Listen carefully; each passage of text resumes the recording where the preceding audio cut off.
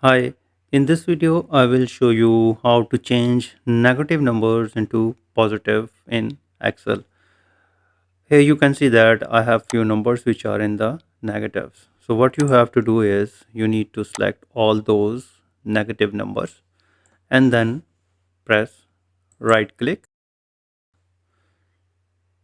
go to the format cells. The other way is that press Ctrl 1 and go to the simple currency, and here we need to select the parenthesis number, the number which are shown in the brackets, and then click OK. And here you can see the numbers are in brackets. So you need to again press Ctrl 1 and go to the customs, and here you just need to remove the brackets or parentheses from the left and right side, and then simply click OK. And here you can see that numbers are positive now. So with this pretty easy method, you can convert your negative numbers into positive.